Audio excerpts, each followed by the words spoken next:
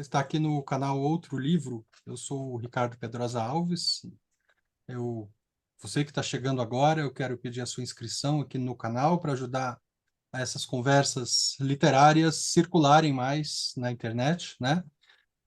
Hoje a gente vai falar aqui com o Leonardo Valente sobre o livro Relicário de Cúspis, que é um romance, saiu pela Besouros Abstêmios, é um romance de 2023, tem 176 páginas, está com um trabalho gráfico bem legal, tem as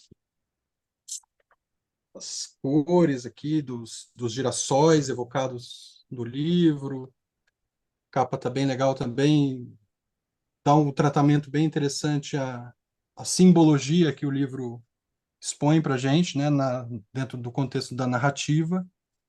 E quero te agradecer, Leonardo. Seja muito bem-vindo aqui. Prazer falar contigo. Olá, Ricardo. Olá a todos e todas que nos assistem. O prazer é meu. Muito obrigado pelo convite e parabéns por esse trabalho, que a gente sabe o quanto é difícil promover um trabalho em prol da literatura brasileira. Então, tenho mais é que te agradecer, não só pelo convite, mas pelo seu trabalho. É um prazer enorme estar aqui. Maravilha.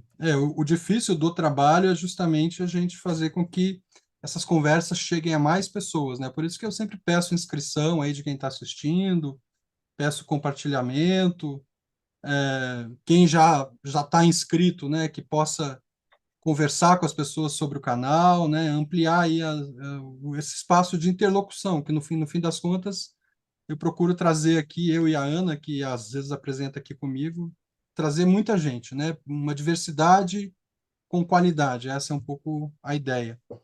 E o Leonardo, ele nasceu em Niterói, Rio de Janeiro, em 74, ele é autor, entre outros livros, dos romances Charlotte Tábua Rasa, de 2016, O Beijo da Pombagira, de 19, ele foi finalista do Prêmio Rio de Literatura, ele publicou também o Calote 2020, vencedor do Prêmio Júlia Lopes de Almeida, da União Brasileira de Escritores, e Criogenia de D, ou Manifesto pelos Prazeres Perdidos, de 2021.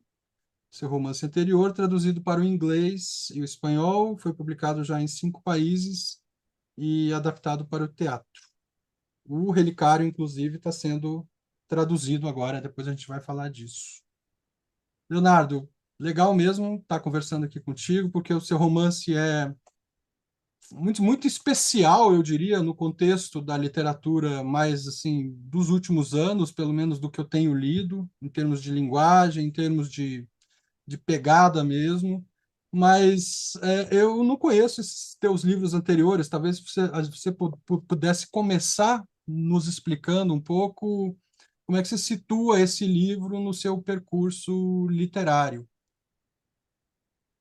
Certo. Bom, Relicário, eu venho trabalhando já há muito tempo com experimentação narrativa, né? Eu tenho em mim uma vontade muito grande de, ao escrever histórias, narrar as histórias não apenas pelo conteúdo delas, mas também pela estrutura da língua, pela estrutura do texto.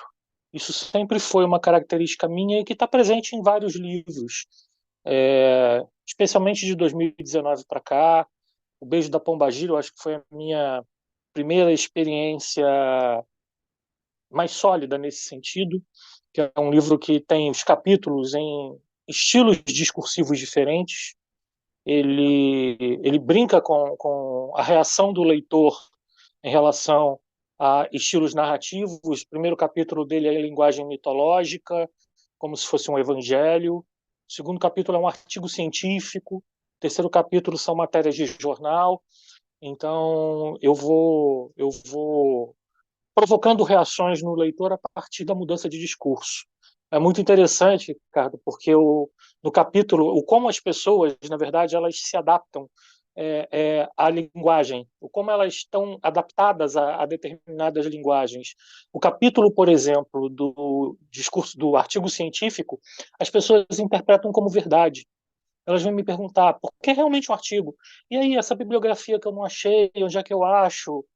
Claro, você não vai achar, né? Porque foi eu que inventei tudo, né? Então essa foi a minha primeira, minha, digamos assim, a mais sólida experiência nesse sentido. Eu já há um tempo fazendo algo parecido. Eu tenho uma antologia chamada Apoteose, que são contos de carnaval, em que tem contos ali, por exemplo, numa linguagem do Twitter, né, do X, tem contos escritos de trás para frente, tem uma série de coisas nesse sentido.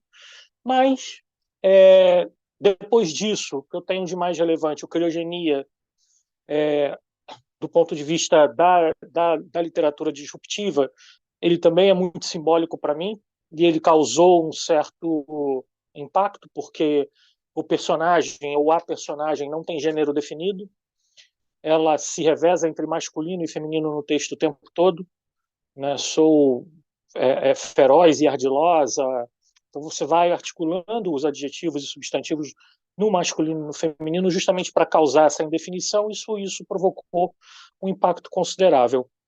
No caso de Relicário, eu considero o Relicário a minha experiência mais. Eu não gosto de utilizar o termo radical, mas acho radical nesse sentido não que não se encaixa. Mas a minha experiência mais profunda nessa nessa construção alternativa de narrativa, nessa tentativa de fazer com que a história de um livro, a história de um romance, também passe pela estética, então pela estética da palavra, pela estética do texto, pelas imagens provocadas por essa estética e pela subversão mesmo, digamos, da linguagem formal, da estrutura formal de linguagem. Então, é o que se costuma chamar, é um livro que se costuma chamar de fluxo de consciência, né? Que trabalha um fluxo de consciência que trabalha uma narrativa onírica com a tentativa, pelo menos é o que eu tentei fazer, com uma tentativa de estética surrealista. A ideia era justamente provocar essa enxurrada de sensações no leitor e mostrar que as mensagens podem ser passadas não apenas pela palavra, não só pela palavra. A ideia era justamente mostrar, ao mesmo tempo em que mostrar o quanto a palavra ela é perniciosa, o quanto a palavra é perigosa, porque essa é a grande temática do livro, né? A violência verbal e psicológica familiar. Né? A ideia ali era mostrar o quanto isso pode machucar e o quanto isso provoca traumas que são para a vida toda, né? Ao mesmo tempo também distanciar o próprio ser humano da palavra, a mostrar que o ser humano não é só a palavra. O ser humano é sentimento e sentimento é muito mais do que palavra. O sentimento ele pode ser representado de várias outras formas. Né? Nosso inconsciente, nosso subconsciente, ele não opera exatamente com a palavra. Muitas vezes a gente não consegue decodificá-lo, não consegue lê-lo, mas o que a gente vê são sensações, imagens, cheiros, e sentimentos que não raro não são descritíveis. Então, eu procurei, obviamente, eu não tenho como ler nem o meu subconsciente, a coisa não funciona assim, mas eu tentei traduzir isso numa linguagem, num sentimento de um personagem. Então, acho que foi mais ou menos essa a ideia. É a história de um homem-menino que sai numa jangada pelo seu mar interior à procura, digamos, de buscar as palavras que tanto machucaram, que são simbolizadas por cuspes empedrados, e ao resgatar essas palavras, resgatar também os nomes das pessoas que as cuspiram, os nomes das pessoas que as lançaram contra ele. Um homem, claro, de meia idade, que vai encontrar seu menino, a sua criança, mas completamente fraturado pelos traumas, completamente, né, destruído emocionalmente por conta de tudo que ouviu, tudo que presenciou, e que precisa buscar isso, não exatamente para se curar, mas para se pacificar. Né? Não há cura possível, não há como reverter o passado, não há como mudar o passado. mas há como rever, como pacificar, como reinterpretar.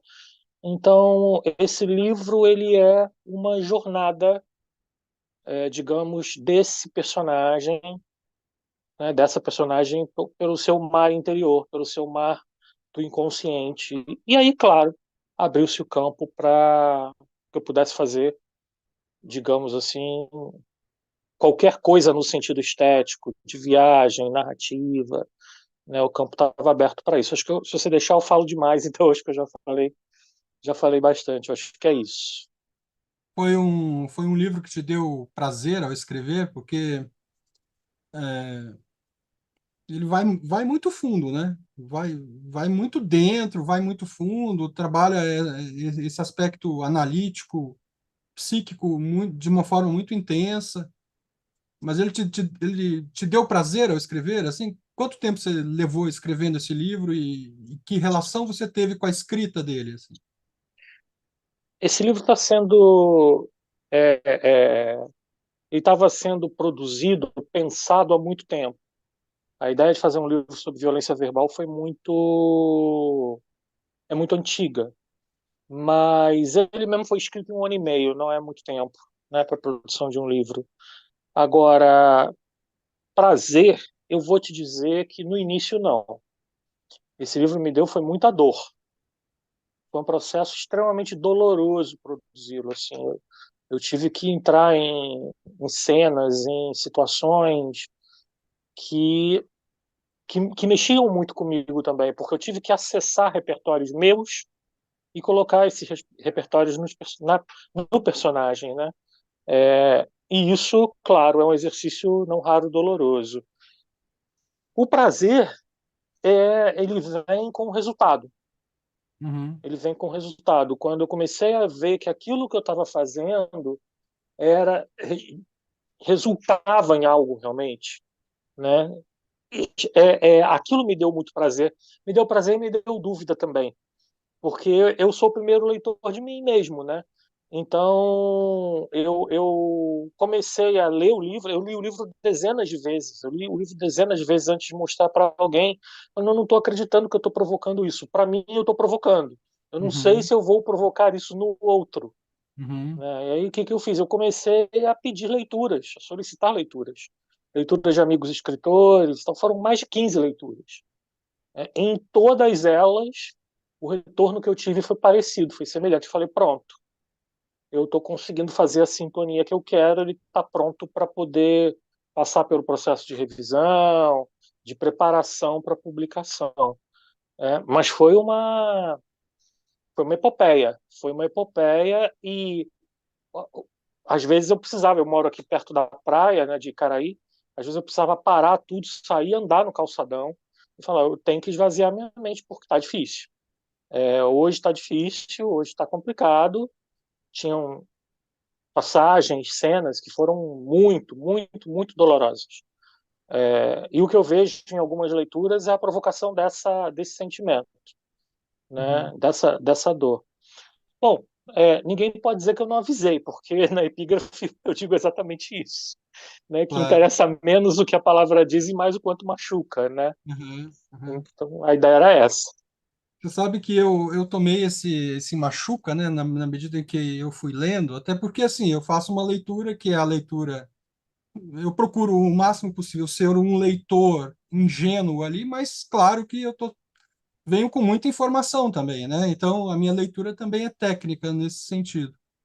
E a impressão que eu tinha até a metade do romance, pelo menos, era como conciliar, né, esse discurso onírico com as informações mais literais, mais factuais, as datas, né? Porque você falou aí surrealismo, mas o livro ele concilia, né, essa linguagem onírica com todos aqueles outros momentos que trazem uma precariedade social, material ali daquele núcleo familiar, que trazem, por exemplo, em outras circunstâncias, trazem aquelas várias vozes, né, do pai, da mãe, da tia, dos amigos, da ex-mulher, etc., que são muito literais ali, né? Que tem que fogem daquele outro discurso onírico. Então, a minha impressão até metade do livro era mais ou menos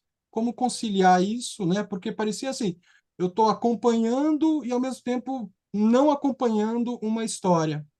Foi um pouco essa a minha impressão. Claro que a partir da metade, assim, quando você já se acostuma, então você tem uma escrita, Leonardo, que é exigente nesse sentido, né? Porque você não entrega, né, assim, as coisas de uma forma assim óbvia para quem está lendo. Faz parte desse projeto essa exigência a quem lê? Eu acredito, Ricardo, que uma literatura, eu não gosto do termo boa literatura, eu acho que boa literatura é um negócio muito complexo da gente avaliar. Mas eu acredito que é necessário que exista uma parte, uma parcela da literatura que seja uma literatura que provoque o leitor. Que eu confesso para você, agora te falando mais como leitor do que como escritor, eu não gosto de livros que me abracem. Eu não gosto de livros que chegam com aquele carinho, explicando tudo, vem cá. Eu não gosto. Às vezes eu me sinto, inclusive, dependendo do nível em que isso é produzido, ofendido. Eu gosto de ser desafiado. Eu gosto de Aham, livro que me desafia.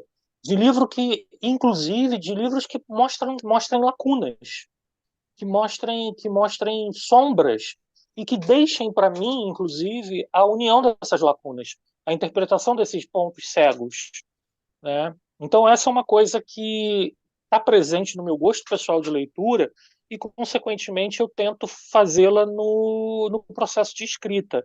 Eu quero desafiar o leitor. Eu quero chegar para ele e dizer: olha, eu não estou interessado em te agradar.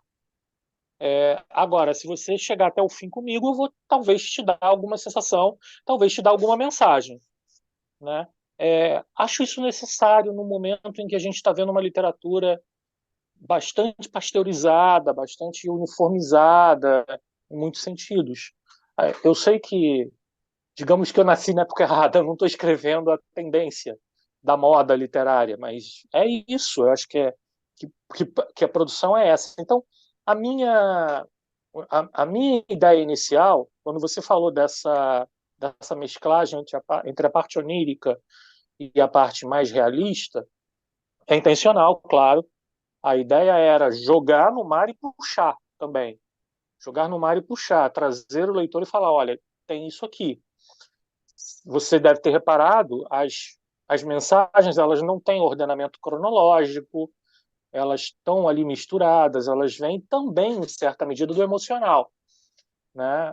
A lembrança de 1982 vem na frente da lembrança de 1974 e por aí vai. É o que vem, mas vem de uma forma mais racional, de uma forma mais concreta, na tentativa de montar uma história, mas de montar o suficiente para o entendimento daquela história, e não nos mínimos detalhes que vão trazer uma trajetória de vida cronológica. Né? A ideia ali era que aquelas informações, eu pensei muito em que tipos de informação usar, que aquelas informações fossem colocadas na medida correta, sem mais nem menos, não foi muito fácil fazer isso, sem mais nem menos para dar a dimensão de quem era aquela pessoa. E só. uhum, Né? A ideia, qual é a origem dela. Se você olhar, por exemplo, é muito sutil, mas se percebe ali claramente que o personagem é filho de um policial militar. Né? Mas essa história não é detalhada, ela é detalhada da simbologia, ela é detalhada no gás lacrimogênio, na mistura do cigarro, que vai ser chamada de cigarro lacrimogênio e tal. E isso, ao mesmo tempo, é muito importante para aquele menino. É extremamente importante. E para aquele pai também. Aquilo ali influencia de modo muito forte a relação entre eles. Mas não está ali contada em detalhe. Eu não queria fazer uma narrativa sobre a ditadura. A minha ideia não era um romance baseado na ditadura. Mas é fato que esse é um romance que se passa, em grande medida, em memórias do tempo da ditadura. Né? Então, a ideia era exatamente essa: fazer essa construção, mas não de forma óbvia, não de forma literal. mas a dar a entender para o leitor exatamente aquilo, aquela mensagem, aquele contexto, para que ele, e aí sim, para que ele pudesse, em vez de entender aquele personagem, ele pudesse sentir aquele personagem. Naquele momento, para mim, sentir era muito mais importante do que entender. Fazer com que o leitor se identifique em sentimento, ou não se identifique, ou rejeite, em sentimento aquele personagem era o meu objetivo, entendeu? Claro, mas eu acho que além desse sentir, né, é óbvio que para um leitor homem de meia idade, essa construção da masculinidade de uma forma tão deformadora, deturpada, né, essa tentativa de construção de uma masculinidade nesse sentido, ela fica muito evidente, e a gente acaba se identificando ali. Então, é um livro com o qual eu me identifiquei plenamente, eu diria, né? Você falou aí da questão da montagem, né? Como é que foi esse processo entre a escrita e montagem desses fragmentos? Você meio que escreve já nessa ordem do livro, ou você escreve de uma forma mais aleatória? Esse livro especificamente, escreveu de uma forma mais aleatória e na sequência foi fazendo a montagem desse quebra-cabeça que também é temporal, né? Porque a gente está lendo e acompanhando até o final, ou isso já veio meio pronto assim para você?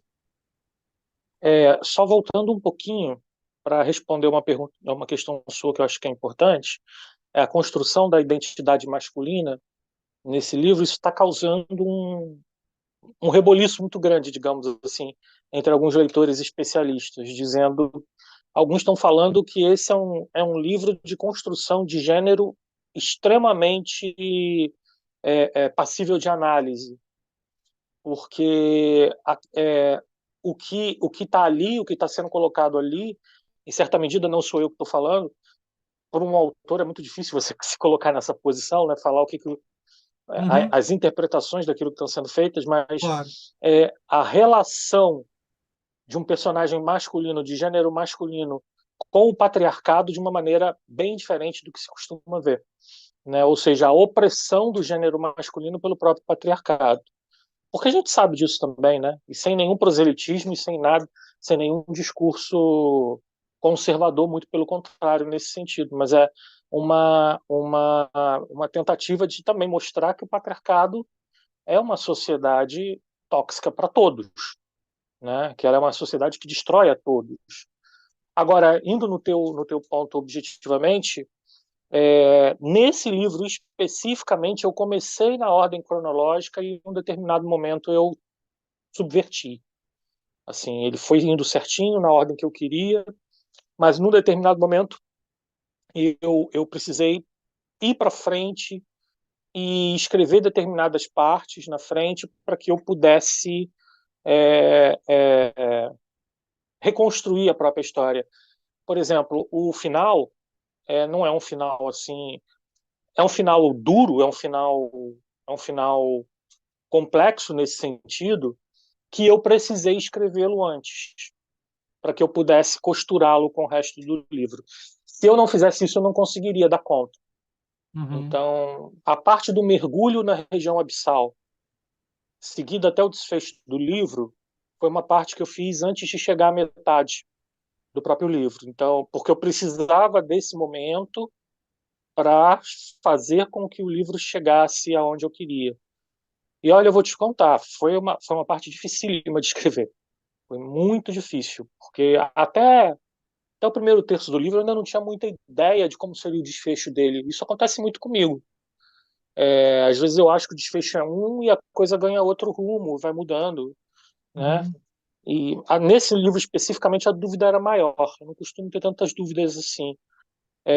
Nesse livro a dúvida era maior. E aí veio a partir do momento em que eu fui entrando no próprio personagem, que eu fui conhecendo as suas estruturas, a sua forma de pensar e a forma de pensar dos personagens que estão ao redor, né, que também podem ser encarados como um só, né, tem toda uma interpretação que fazem disso que eu acho pertinente.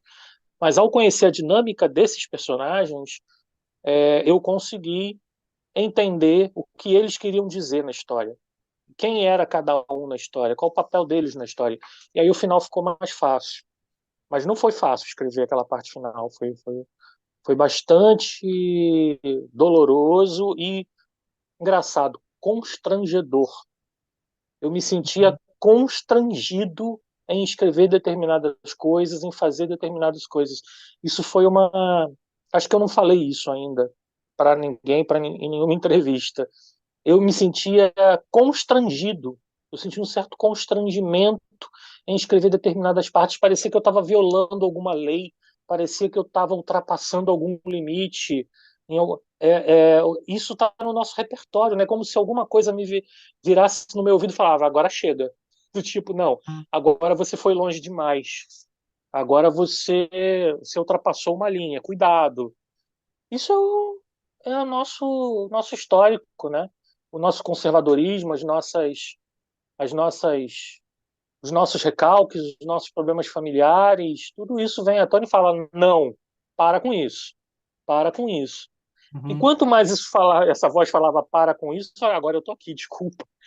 Agora eu vou à frente e vou com tudo e vamos ver o que acontece. Esse Sim, livro foi assim, o processo desse livro foi esse. Então essa parte final ela foi construída antes da metade do livro. sim. É, aquela coisa de dar um sentido, né, do Edgar Allan Poe, né, de dar um sentido para Exato, a construção, exa né? exatamente. Tem uma E coisa, não é né, uma, que pode desculpa falar. te interromper, não é uma coisa fácil, sabe? Dar sentido para mim é um dos requisitos mais difíceis da literatura, né? É dar sentido, mais do que contar uma história, dar sentido a ela. Do tipo, Uhum, dar sentido em certa maneira é dar sentimento, uhum, né? Dar razão e dar sentimento. Então, essa para mim é a parte mais complicada da literatura, mas eu acho que é a mais importante também. É você passar. A gente nunca tem, a gente nunca tem a exatidão do que a gente vai provocar no leitor, né? A gente nunca sabe. A gente acha que está indo por um caminho e de repente a interpretação vai ser completamente diferente. Isso acontece. E não é raro de acontecer, isso acontece com uma certa frequência. Mas quando você trabalha como se fosse um artesão meticuloso naquela produção de significado, é muito gratificante você verificar que produziu o sentido que esperava. É muito, muito gratificante. E isso tem acontecido, isso tem me deixado muito feliz nesse sentido. Desculpa, eu te interrompi, entrei não, mas no meio da fala. eu acho que, assim, a partir do que você está falando agora, é um pouco também a ideia de possibilitar que quem leia dê o sentido, né, no fim das contas também, né? Com Porque certeza.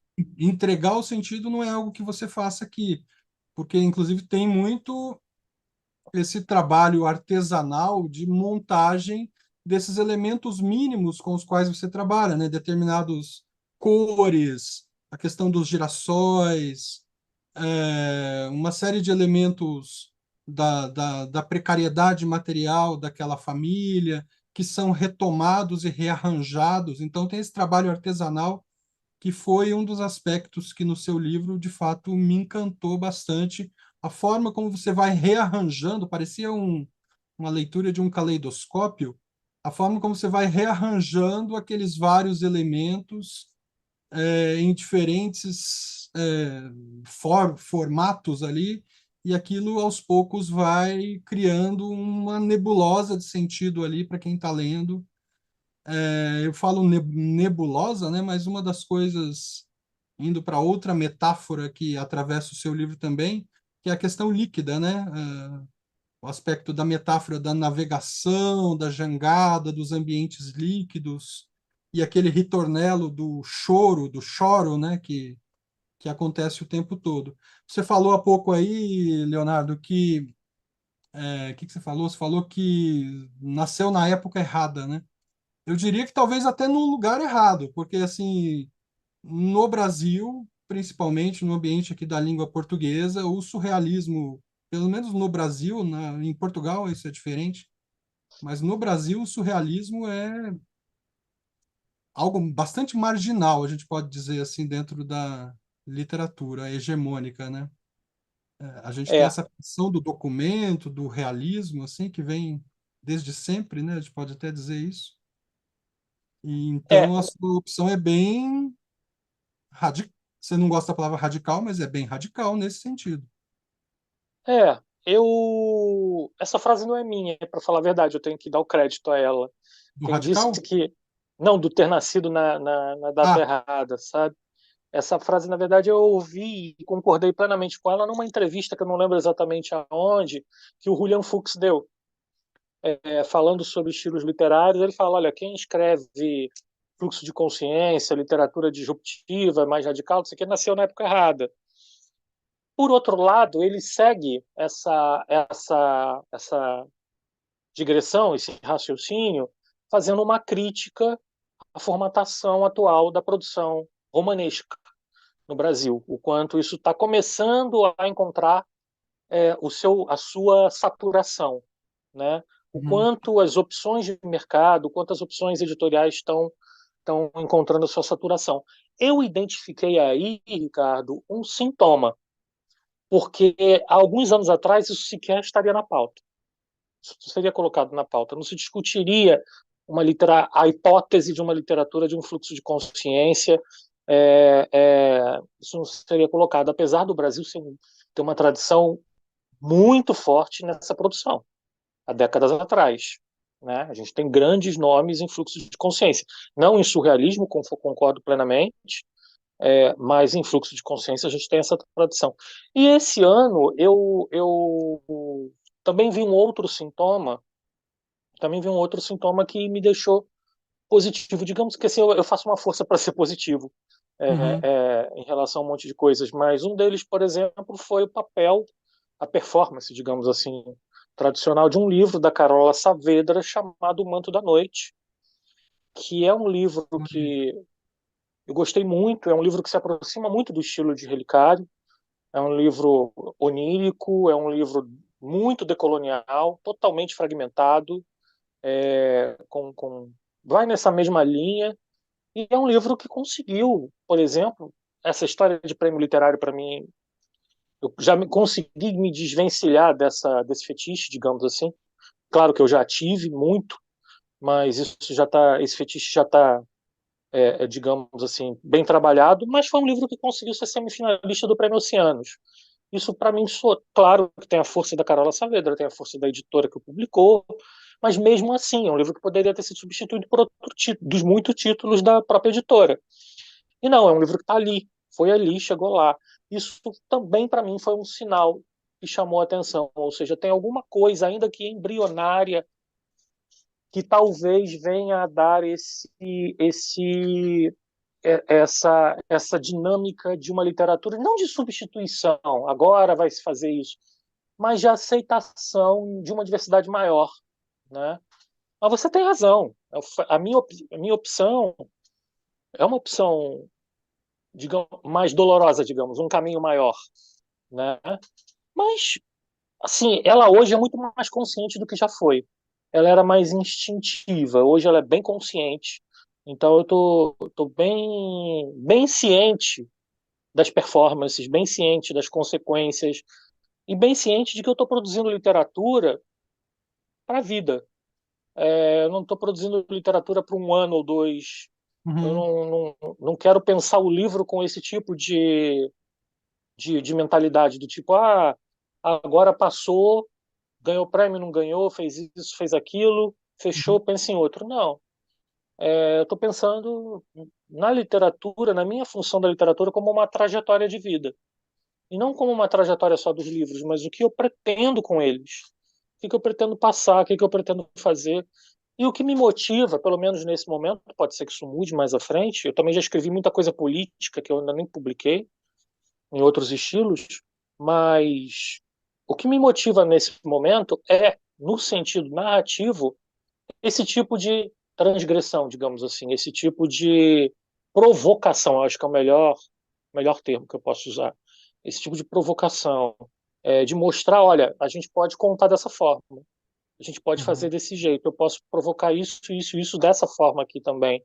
Eu não preciso seguir parâmetros. Eu sou jornalista de formação, né?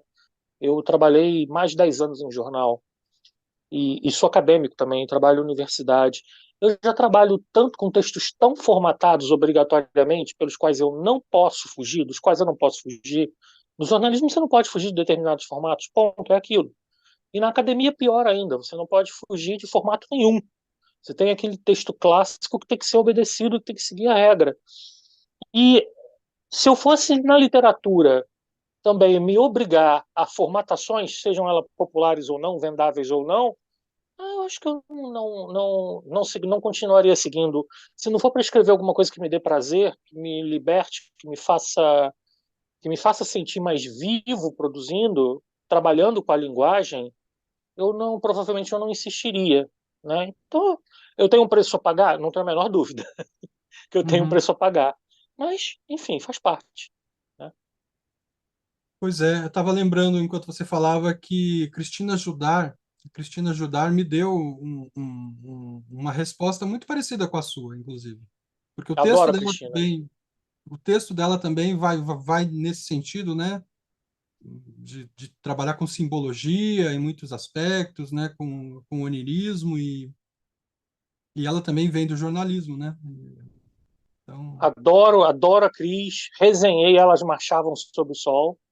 exato. Esse Acho livro. Cris um, acho Cris uma autora fenomenal, fantástica, e que também trabalha dessa forma e que trabalha muito a questão de gênero, Uhum, também de forma relevante. A Cris tem um texto que me inspira muito, assim, para mim uma dos grandes autores, digamos, né? Porque os grandes autores hoje da cena contemporânea, que também não se prende a tendências, que também não está produzindo livros pensando em chegar a determinado lugar de prestígio, alguma coisa assim. Porque tudo isso é muito efêmero, Ricardo, também. As situações mudam muito. Quem está produzindo o livro tem que entender que está botando um filho para a vida, claro. né? E que essa posição é uma posição de longo prazo. Não vou dizer permanente, que nada aqui é permanente nessa terra, mas que está deixando algo de longo prazo, de longuíssimo prazo, né? E que a gente não sabe o que vai ser no futuro. Então não adianta pensar no imediato. Hoje na nossa sociedade, a gente é muito imediatista, né? A gente é forçado o tempo todo a ser imediatista. Se a gente não teve a repercussão que deveria ter nas redes sociais, o livro é um fracasso. E não é assim que funciona, né? E a gente tem exemplos agora, alguns exemplos, né, que mostram que as coisas não funcionam assim. Um deles é a Carla Madeira, com Tudo é Rio. Carla Madeira lançou Tudo é Rio por uma editora pequena em 2012, que não fez sucesso nenhum. Foi um livro pouquíssimo conhecido, pouquíssimo vendido, etc. e tal. Teve a oportunidade de alguns anos depois relançar esse livro pela Record, e hoje é um fenômeno, um dos maiores fenômenos de venda do Brasil. Uhum, Então, assim, é impossível a gente prever qual vai ser a história de um livro e qual vai ser a tendência de gosto das pessoas pela literatura. Como é que isso vai se articular? Eu entendo que nesse momento, eu entendo que a literatura de viés mais político, a literatura de viés identitário, ela tem uma função importante. Ela tem uma função numa sociedade como a nossa, né? Mas eu sou extremamente avesso a hegemonismos, sejam eles quais forem, né? Extremamente avesso a hegemonismos. Eu acho que no caso de manifestações artísticas, elas precisam ser plural, diversas. E o mercado, isso não é culpa de quem produz literatura identitária, muito pelo contrário, o mercado, ele tem essa tendência, alergia, ele tem essa tendência hegemonista, né? Ele olha aquilo que está fazendo um determinado sucesso, que dá lucro, e investe naquilo, investe de forma pesada naquilo, e isso exclui todo o resto, né? Isso não é uma lógica identitária, isso é uma lógica capitalista, né? É uma lógica de produção. A gente precisa entender isso, né? E a gente, como artista, como escritor, se a gente puder trabalhar pela diversidade para mostrar, nem que seja para as futuras gerações, que nesse momento tinha gente que escrevia outras coisas, tinha gente que produzia outras coisas de outras formas. Acho que isso é muito bom.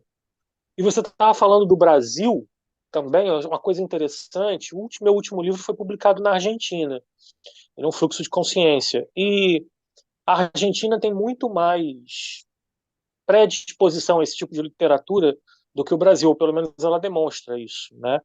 Então, só para você ter uma ideia, o Criogenia, hoje, a edição argentina, ela está em mais livrarias em Buenos Aires que no Brasil todo.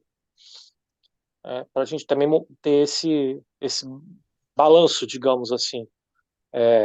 Criogenia é um livro que tem dificuldade de inserção, de distribuição, até porque veio de uma editora pequena, mas na Argentina não. Mesmo sendo de uma editora pequena, ele teve uma distribuição muito grande, um interesse muito grande. Isso vai muito do perfil também, né, da sociedade, do que a gente quer nesse momento, e do quanto também a própria indústria, o mercado editorial está disposto ou não a investir em determinadas histórias. Né?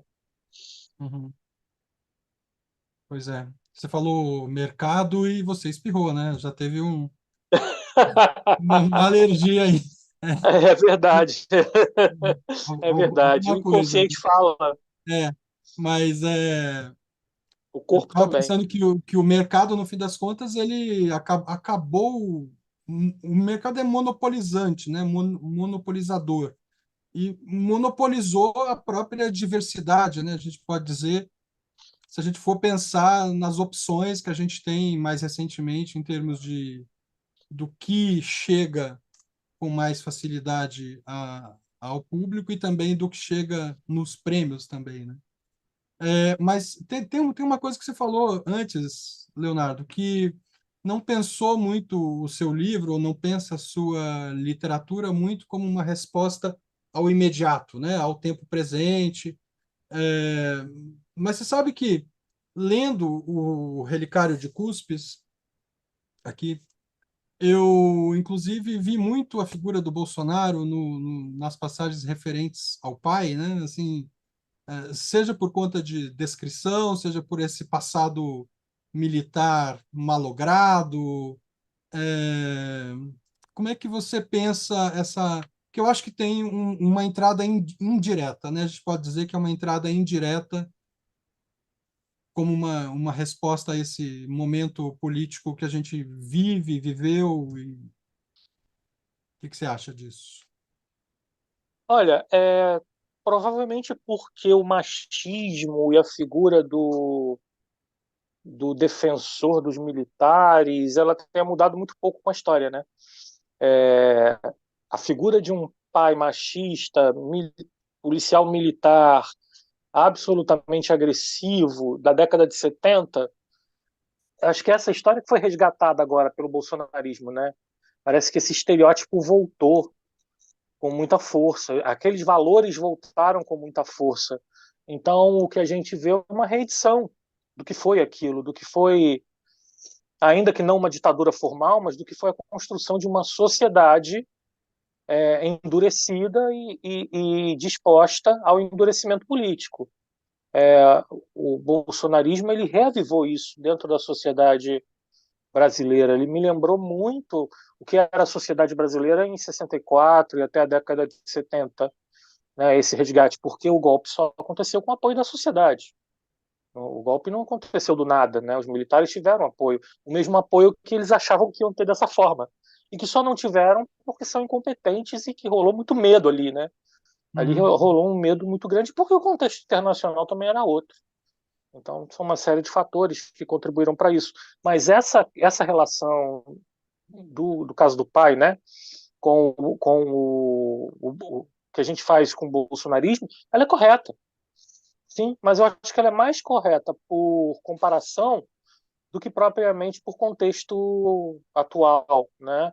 Por tentativa de trazer isso ou de transformar o tema num tema atual. Veja, quando eu digo que eu estou pensando, não estou pensando no tempo presente, eu não estou necessariamente falando que a história que eu estou contando não seja do tempo presente, né? Eu sou uma pessoa do presente. Eu não tenho como fugir da minha realidade. Se eu deixar algum legado, se esses livros sobreviverem mais para frente, eu vou deixar o legado de um escritor que viveu o seu tempo, que escreveu no seu tempo.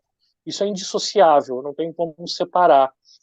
Quando eu estou me referindo à questão do tempo, eu estou me referindo à questão, aí eu já estou sendo muito específico em relação às tendências de produção artística, coisa que sempre existe, né? A gente tem as tendências do momento, as ondas, as modas, o que as pessoas querem ler, o que os editores querem editar, o que o mercado quer vender e o que os jurados querem premiar, né? Você tem aí as tendências que são colocadas e que fazem parte. E não estou dizendo que elas não devam existir, né? O que eu estou dizendo é que elas não precisam apenas existir sozinhas, e que nem eu também tampouco preciso me adequar a elas, desde que eu tenha consciência de que eu tenho um preço a pagar por isso, né? É, é... E eu vou te dizer, viu? Eu tenho um preço a pagar sim por isso, mas o que eu tenho encontrado de boas reações e de boas e de bom e de repercussões positivas me indicam, me mostram que não é só isso, que tem algo diferente, que coisas diferentes acontecem, que é possível, né?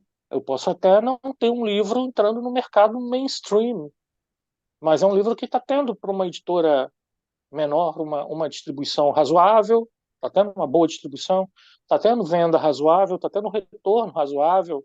Então uma repercussão relativa nisso que eu acho que é importante notar. Não é só jogar, não dá para jogar a água do banho com o bebê junto no ralo, né?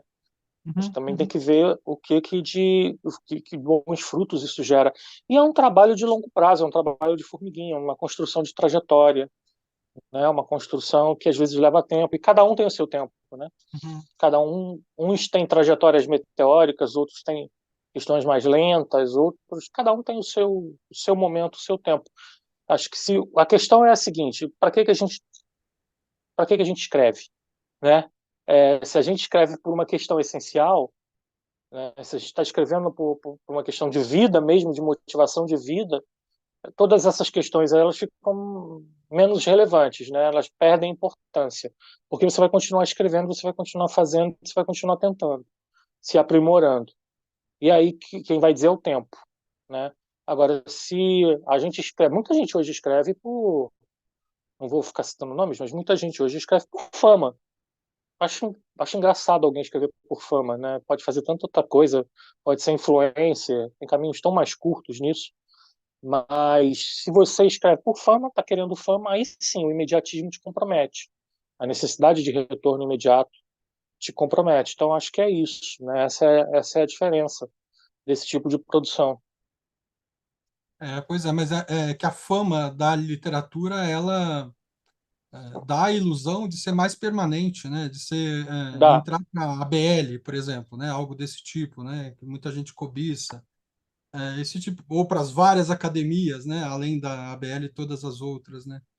Então, e A, me parece que a sua relação com o ambiente do mercado, poderíamos dizer assim, ela é mais tranquila nesse sentido, né? Porque, inclusive, você não está com o foco todo no Brasil, né? Inclusive, tem esses trabalhos de tradução acontecendo com seus livros, né? eu. É aquela questão, né? Você vai procurar quem te ama, né? Você vai. Exato. O, né? O patinho feio vai procurar, na verdade, os cisnes, né? Tem que procurar com quem você se identifica. Então, se há uma identificação maior ou em outro lugar, é para lá que eu vou, né? E a gente vai tentando fazer esse tipo de trabalho. Veja, eu não vou dizer para você que eu sou do cara de eu não quero ser publicado por editora grande, eu não quero isso, eu não quero aquilo. Isso para mim parece muito mais, seria muito mais de minha parte um discurso recalcado, hipócrita do que qualquer outra coisa, né? Mas eu posso te dizer com relativa honestidade que Uhum. isso não está na minha prioridade, nas minhas preocupações prioritárias. Eu já consigo desenvolver um trabalho que me satisfaz, que me dá um retorno em editoras menores, especialmente agora que a gente não sei se você sabe, a Besouros Abstêmios é um projeto coletivo de escritores. Isso, eu ia te Né? Um perguntar, projeto, se você puder falar um pouco dela, inclusive. pois é, ela é um projeto do qual eu participo e é uma editora sem fins lucrativos, ligadas a uma associação de escritores e que trabalha também com projetos sociais de leitura. E lá a gente tem a liberdade de trabalhar de uma forma séria, como a gente quer, também a distribuição dos nossos livros. Então, assim, está sendo um aprendizado enorme porque a gente está descobrindo que é possível fazer. Hoje os livros da Besouro são distribuídos pela Catavento, que é a maior distribuidora do Brasil. Né? Isso eu nunca tive numa editora menor, mas eu Aham, vejo meus livros hoje no Rio Grande do Sul, no Pará, em Brasília, no Rio. Então está tendo uma distribuição interessante. Isso não significa que eu vou virar um best-seller, não é isso. Mas distribuição é essencial para a gente colocar o livro à disposição de quem quiser ler. Né? Isso é importante, você torna o livro conhecido. E a Besouros me proporciona isso. Você viu a qualidade gráfica de produção. A gente consegue fazer livros com uma boa produção gráfica, com uma boa apresentação, né? Com um preço, digamos assim, razoável, um preço competitivo, um preço igual ao de qualquer outra editora, e a gente consegue fazer distribuição. Falei, ora, se eu estou com distribuição, se eu estou com um projeto gráfico que eu quero, se eu estou com um livro que está adequado, é claro que se pintar uma chance de eu entrar numa editora grande, é claro que eu não vou negar. Se ela me aceitar, se ela quiser o que eu quero, o que eu estou produzindo. Mas eu estou satisfeito. Por outro lado, eu também estou satisfeito. Eu tô contente com a disseminação do livro e como ele está sendo distribuído. E acho que isso também muda com o tempo. Né? Acho que você tem os livros que são reeditados, os livros são refeitos. Eu estou pensando na reedição de um livro, estou pensando na publicação de um outro original mais antigo. As coisas acontecem dessa forma, né? E isso faz parte da carreira de quem escreve. Né? Então eu não tenho muita preocupação com isso nesse momento. Se tiver que acontecer, vai acontecer. Se não tiver que acontecer, eu não tô obcecado, digamos assim. Eu tenho uma e aí assim eu tenho uma preguiça muito grande de me vender. Isso é fato, assim. Sempre fui assim. Esses lobbies do tipo, olha, eu tenho isso aqui, você quer? Eu tenho uma dificuldade, eu tenho uma dificuldade grande desse tipo de coisa. Agora, o engraçado é que no exterior isso não acontece porque eu acho que essas relações são mais profissionais. uhum, Então, eu tenho mais facilidade em me aproximar, em vender o trabalho, porque, via de regra, aqueles retornos são profissionais. Gostei, gostei, não gostei, não gostei, tem sempre uma resposta. Via de regra, tem sempre uma resposta. E quando tem resposta positiva, é executado. Quando não tem, não adianta, porque não vai rolar. Esse ambiente me deixa mais confortável do que o ambiente do vou ter que encontrar fulano na padaria ou na livraria tal, no lançamento tal, para puxar assunto e não sei o que, não sei o que lá. Não, isso eu realmente eu não tenho muita vocação, sabe? Para encontrar ninguém em lançamento, nem na padaria comendo sonho, porque não vai rolar. certamente. Gente, quero deixar para vocês a recomendação, então, de leitura do Relicário de Cuspes, do Leonardo Valente. Para quem está procurando aí uma aventura de leitura, muito mais do que uma leitura de uma aventura, ou seja, para quem quer ler e, de fato, ser desafiado à leitura e ver que esse desafio é possível de ser cumprido, né? Porque tem escritores que entregam desafios que daí extrapolam também, né, digamos assim, a interlocução com a leitura, né? E eu acho que não é o seu caso. O seu caso é um caso de uma aventura de leitura que é possível de ser feita, né? Por todo mundo, inclusive. Vá aqui, vá no Relicário de Cuspes, vá na literatura do Leonardo Valente, que você vai se dar bem.